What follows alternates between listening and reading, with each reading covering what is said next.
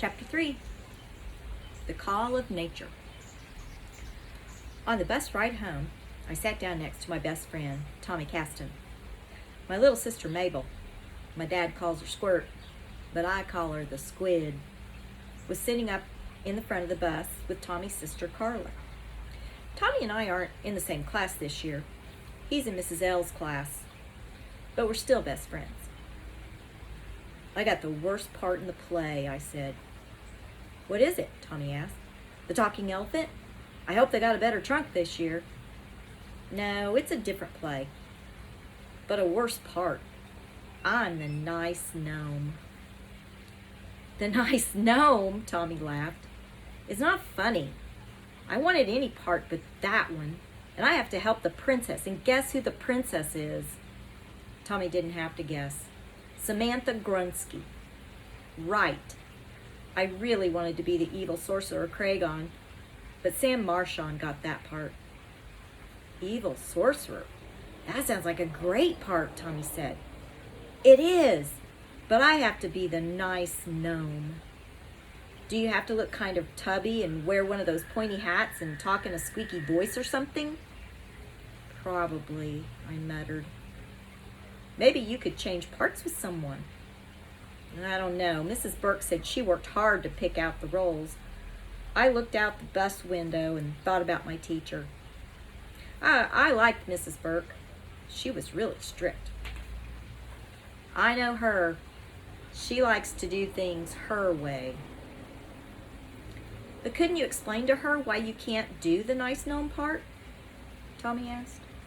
If you gave a really good reason, maybe she'd listen. When the Squid and I got home, Matt was already there. The middle school gets out earlier than ours. He was sitting at the kitchen table reading a magazine called Gamer's World. Matt's crazy about computer games and plays them all the time, even though Mom and Dad are always telling him to do something else. Mom was still at work. She's a nurse who visits people at their homes. Dad usually got home right before supper. I grabbed some cookies from the jar on the counter and collapsed onto a kitchen chair. I thought about what Tommy had said on the bus. Don't forget to walk Ginger, Matt said. I know, I said. You should do it now, said the Squid as she sat down across from me. You're not my boss, Mabel. Ginger was already jumping around, eager to go, but I didn't feel like doing it. It's your job, the Squid said. Remember when we all agreed on our jobs? Then she skipped out of the room. I remembered, but we hadn't exactly agreed on them. Dad had announced that we all had to have special chores. Matt got to be in charge of carrying out the garbage cans and recycling bins and getting dinner started when Mom and Dad were going to be late. The Squid was in charge of setting the table and sweeping the kitchen and straightening the family room. It was my job to feed Ginger twice a day and walk her every afternoon. Mom said since I begged the most for the dog, I should be the one to walk her. But it didn't seem fair that I had to do something that took more time than anyone else's job. The Squid wanted a cat. Matt said he didn't want anything he had to take care of unless it was a python. I'm not sure Mom and Dad wanted either a cat or a dog, but they definitely did not want a python. Since I wanted a dog the most, I had to walk Ginger. Plus, Dad said I was old enough and the Squid wasn't. I know Ginger is mainly my dog, and I like playing ball with her and having her sleep in my room, but it still didn't seem fair.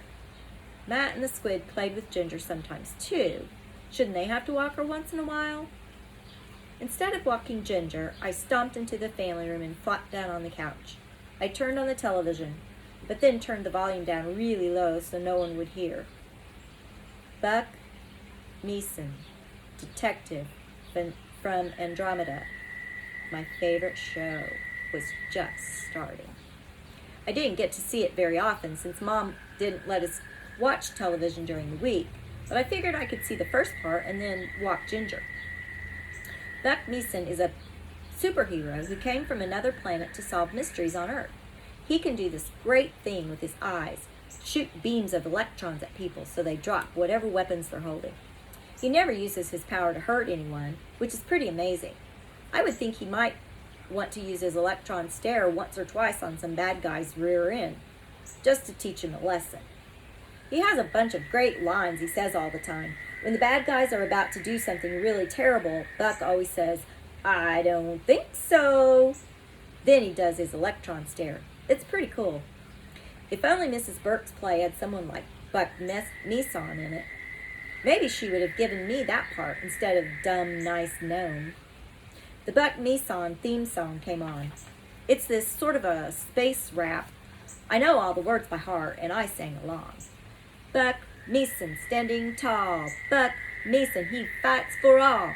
Known to every nebula. Detectives from Andromeda.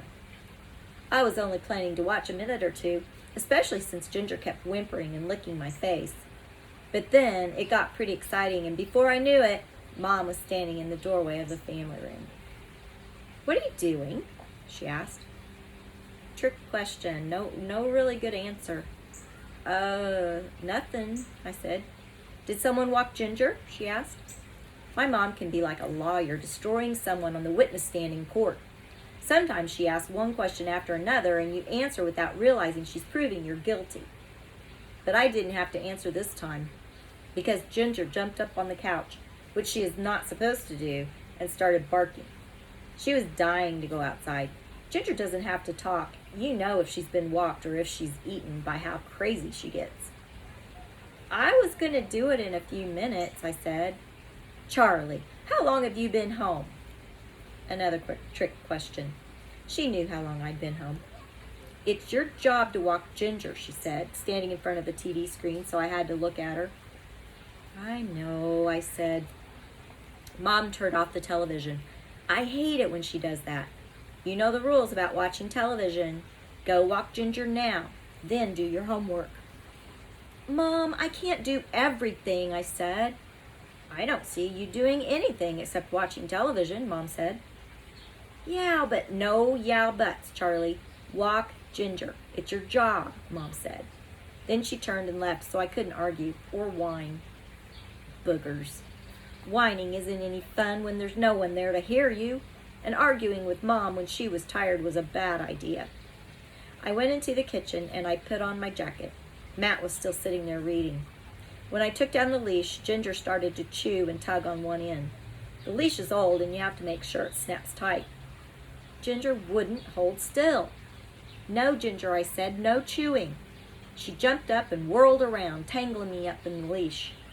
I finally got it untangled and snapped it on her collar. "Have a good walk, Poopmeister," Matt said. "Ha ha ha," I said, opening the door. Ginger pulled the leash right out of my hand. She ran out into the yard and started running around in circles and barking. "Ginger, come," I yelled, but she just kept running around. I put my fingers in my mouth and let out a special whistle. I learned from my Uncle Ron during one of his visits. It's really loud. Uncle Ron is my dad's younger brother, and he knows all sorts of cool stuff. Ginger ran over and I hooked her up again. As soon as I made sure I had a good grip on the leash, we headed down the driveway. The minute we got to the street, Ginger headed over to the curb and started sniffing. She'll sniff at anything. I tried to pull her back, but she dug in her paws and stretched her neck out and kept smelling around. There was nothing there. It was just a concrete curb, but she snuffled at it like it was a big piece of steak. "Come on, Ginger." I gave the leash a yank and she tore herself away from the yummy-smelling concrete.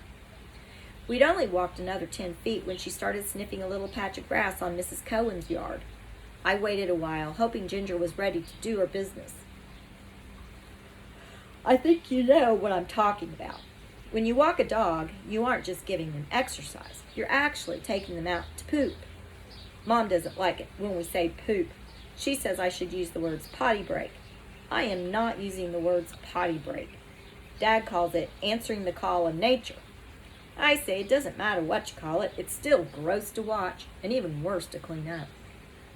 Ginger pulled and sniffed and finally peed next to the stop sign on the corner. 1 down, 1 to go. Or number 1 down, number 2 to go. But there were other things I had to watch out for too. Walking Ginger around the block is like trying to get through an obstacle course. Halfway around the block is this little yappy dog in a fenced-in yard. He belongs to Mrs. Lapidus, and his name is Lovey Doodle. I'm not kidding. Lovey Doodle throws himself at the fence and barks at Ginger like he wants to kill her. Ginger just goes up and wags her tail at him. I can't stand Lovey Doodle. Then there are the two cats around the corner from Lovey Doodle. They sit in the window and swish their tails back and forth and lick their fur and pretend like they don't notice Ginger, even though I know they do. Ginger's eyes bug out when she sees them, and she pulls with all her might against the leash. I think she'd jump over the bushes and break right through the window if she had a chance. The cats seem to love it. I hate it. But in a way, the squirrels are the worst. The squirrels could be anywhere on the block, like little evil gremlins waiting for us. If Ginger sees them, she tries to climb the tree and barks at the top of her lungs. The squirrels chatter back at her like they're laughing their heads off. Then finally, there's Mr. Gritchbaugh. Ginger loves Mr. Gritchbaugh, but he doesn't love Ginger. I try to keep her out of his yard. Walking Ginger is like playing some kind of game where I have to defeat all my weird opponents to get to another world and then make it back home again. The quest of the Poopmeister. That day when I turned the corner, I saw Lovey Doodle wasn't out. That was good. I dragged Ginger by the house and thought about the play. I wish I could ask my mom to tell Mrs. Burke I would make an excellent evil sorcerer Kragon, but I doubted Mom would do it. She'd probably like me being the nice gnome. I figured my best bet was to find someone who really didn't want his part and then convince Mrs. Burke it was a good idea for us to trade. We rounded the next corner. Ginger looked for the cats in the window. They weren't there. Things were going great. But when we turned the last corner and headed back toward our house, Ginger still hadn't, answered the call of nature. "Come on, Ginger," I said, "do something." No luck. She just kept sniffing and snuffling and snorting and pulling. We came to the Gritchbaugh's house. This is a dangerous part of our walk because there are so many things for Ginger to sniff. Mr. and Mrs. Gritchbaugh love lawn ornaments. They have a little deer statue with one ear broken off, a fancy bench no one ever sits on, some little cartoon characters whose legs spin around when the wind blows, and some fake geese standing on the grass. Ginger wants to sniff all of them. I tried to hurry on by, but before I even got to the Gritchbaugh's front walkway, Ginger dragged me right into the middle of their yard. She acted like she was thinking about pooping. I looked up at the front porch. I didn't see Mr. Gritchbaugh anywhere. The garage door was closed, so I couldn't see if any cars were home. I really didn't want Ginger to poop in their yard, but I really wanted her to do it somewhere so we could go home. She stared snuffling like crazy at a spot in the middle of the Gritchbaugh's lawn. Ginger sniffed and then squatted in that shaky way she has. I wonder if it's kind of embarrassing to be a dog and have some kid standing there while you do what you have to do. She answered the call of nature. Then came the part I hated the most, the part that makes you wonder why you ever wanted a dog. I stuck my hand in the plastic bag like it was a glove and picked everything up and turned the bag inside out completely. Gross. Charlie Butters, Poopmeister. As I stood up, I saw Mr. Gritchbaugh standing on his doorstep, staring at me with his arms folded across his chest. Mr. Gritchbaugh is short and round and kind of old and doesn't have any kids. "What are you doing?" he said. Trick question, no good answer. What did he think I was doing? I was standing there with Ginger's leash in one hand and a bag of poop in the other. "Don't worry, Mr. Gritchbaugh," I called. "It's all cleaned up." Ginger wagged her tail and barked her friendly bark. He frowned and shook his head slowly, then went inside and closed the door. I pulled Ginger back onto the sidewalk. Once she was off the grass, she trotted straight to our house like it was where she'd always wanted to go. I have to do this every day. The nice gnome was so nice he would probably love this job, but I didn't want to be the nice gnome. Chapter 4, The Dumb Fox. "Hey, Sam," I said the next day on the playground. "I was counting up the lines, and the nice gnome has a lot more than the evil sorcerer." "So?" Sam Marshland asked. "Mrs. Burke was letting us run around for 10 minutes before math." This was my chance to find someone who would trade parts with me. I decided to start with the part I wanted the most. I was just thinking that you'd be a really good, nice gnome, I said. You'd be great at remembering all the lines. Sam shook his head. No way. The evil sorcerer Kragon is the coolest part. My mom said she'd make me a black cape with skulls on it. If I was the nice gnome, I'd probably have to wear a red pointy hat. He headed over to the side of the playground where some kids were playing soccer. Boogers. Any kid whose mom was making him a cape with skulls on it would never want to trade parts with a gnome, especially not if they had to wear a red pointy hat. I'd have to find someone else. I looked around. Alex McLeod was running back and forth like a madman. Manny Soares and Robbie Rosin were throwing a ball against the side wall of the school. Manny was one of the sorcerer's assistants. I didn't really want that part. There were hardly any lines. But Robbie Rosin was the fox and had some funny things to say. I figured it was worth a try. Hey, Robbie, what part are you in the play? I asked, trying to sound like I didn't care. I'm the dumb fox, Robbie said. He threw the ball and stepped aside so Manny could take his turn catching it. Yeah, it is a dumb part, I agreed. I waited until he threw again. I'm the nice gnome. He didn't say anything. Want me to trade with you? I offered, like I was doing him a favor. That way you wouldn't have the dumb fox part and you'd have a lot more lines. Robbie didn't say anything. He just kept throwing that dumb ball at the dumb wall and didn't say anything about the dumb fox or the dumb nice gnome. So do you want to trade? I asked again. We could talk to Mrs. Burke about it. Finally he caught the ball and stopped. No, the gnome has too many lines. I wanted to be on the stage crew, moving stuff around. That would be more fun. Boogers. That wouldn't help me at all. Our time on the playground was running out. I looked around for someone else to trade with. Just as I turned my head, Alex flew by, nearly bumping into me. Then I got an idea. Alex? Alex, I yelled. But he just kept running. The next time he ran by, I grabbed his arm. Alex, you're on the stage crew, right? Yep, he said. He kept squirming and looking around. I felt like I was trying to hold on to a wild animal. Want to be the nice gnome? It's a big part. Sure, he said. That would be awesome. But who would be on the stage crew? Don't worry. I've got it all figured out.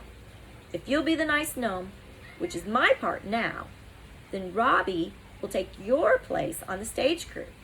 I'll be the fox, which is his part, and everyone will be happy. Okay with me? All right, I said. Let's talk to Mrs. Burke when we get inside. You and me and Robbie. Sure, okay, Alex said. Then he was off again, his crazy legs flying every which way. I went back over to Robbie and explained the plan.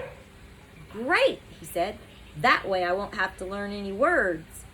On the way back into the school, I said to Alex, why don't you talk to Mrs. Burke? I figured it was safer for him to do the talking. Then it wouldn't look like this was all my idea. Back in the classroom, Mrs. Burke was writing some math problems on the board. Mrs. Burke, Alex said. She turned around and seemed surprised to see all of us standing there. What is it, boys? I gave Alex a little tap on the arm to remind him he was supposed to talk.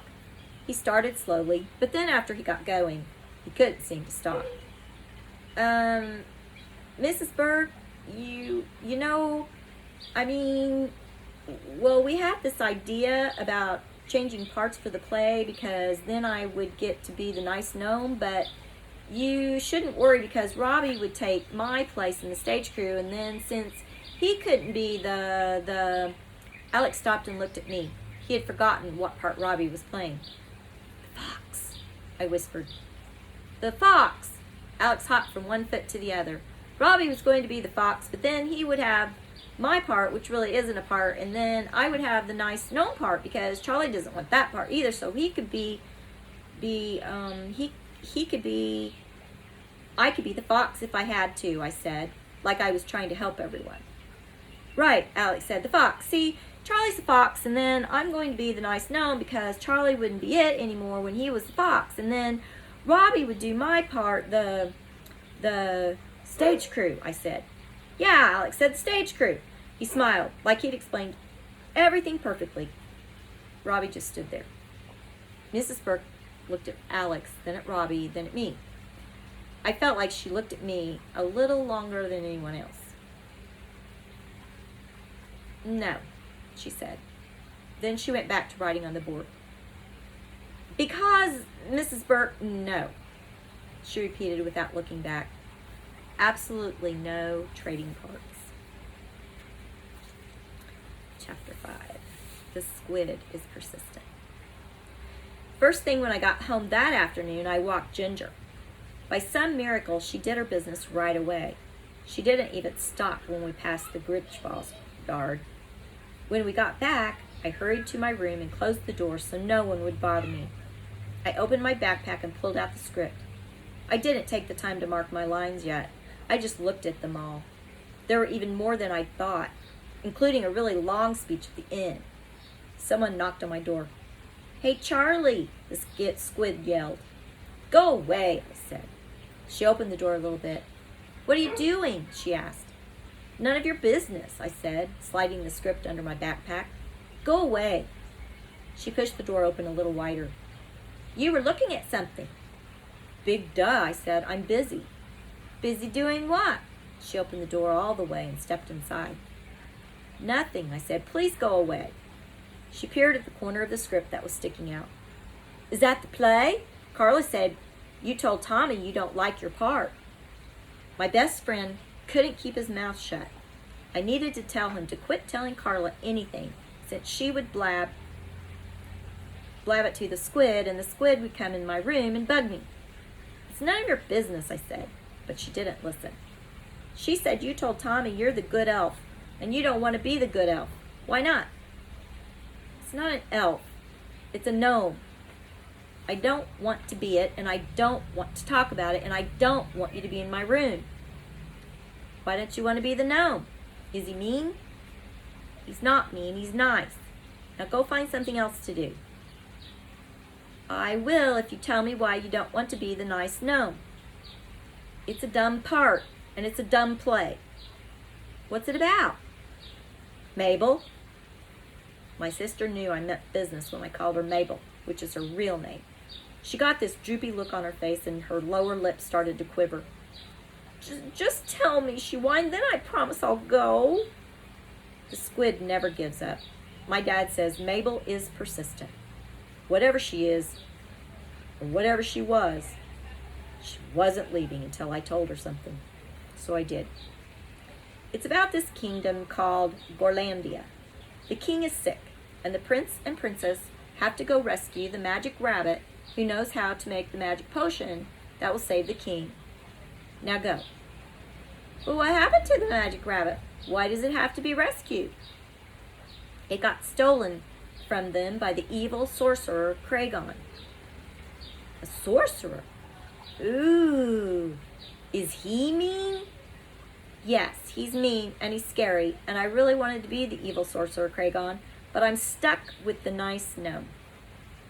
I had told the squid a lot more than I'd meant to. She is very pestering and very sneaky in her 6-year-old way. Like Dad says, she is persistent. But what's wrong with the nice gnome? What does he do? "I told you enough. Go away." The squid sat down on the floor in front of my bed. "Pleasey, please. Just tell me what the nice gnome does, and I'll leave." There's not much more to tell. The nice gnome helps the prince and princess get to the sorcerer's castle. They go through the forest, and then the desert, and then the swamp, and in each place they meet some creatures. A fox, and a snake, and a camel, and an owl. Then they all go to the sorcerer's castle, except the nice gnome, who says goodbye and doesn't even get to go see the evil sorcerer Kragon. That still sounds like a good part to me. He sounds like a really, really nice gnome. He is, and I hate him. Now please, get out. You're not supposed to say hate. And anyway, why do you hate him if he's nice? Mabel! I yelled at her because she was being really annoying. Get out! Now! I yelled too loud, I guess, because the next thing I knew, Matt had stuck his head in the door. He could see right away that things were going to get worse. Charlie, you shouldn't yell at your little sister, Matt said. She's in my room and I told her to get out. You don't let me come in your room. Matt squatted down and looked into the squid's face. Why is he yelling at you, Mabel? Because he doesn't like his part in the play, she said. Matt smiled his evil grin. Why? Is he a bunny? No, I'm not a bunny. Both of you, get out. He's got a good part, the squid said. He's a gnome, a really, really nice gnome. A gnome, Matt said. He started to laugh. You mean a gnome? A nice gnome? No, just a gnome, the squid said. A nice gnome. Anyway, you don't say it, gnome. Gnome begins with the letter G, Mabel, Matt explained, like he was a teacher or something. The G is silent, but I think it sounds more appropriately dorky if it's pronounced gnome. That doesn't make sense, the squid said. But I like gnomes and dwarfs and things like that. I wish I could be a nice gnome in the play. Gnome, Matt said. Gnome, the squid repeated, laughing. Get out of my room, I shrieked. Both of you. Okay, the squid said. You don't have to scream at us. You're not being a very nice gnome, Matt said. Come on, Mabel. Let's leave the nice gnome by himself. When they were gone, I shut the door again. Now I hated the nice gnome even more.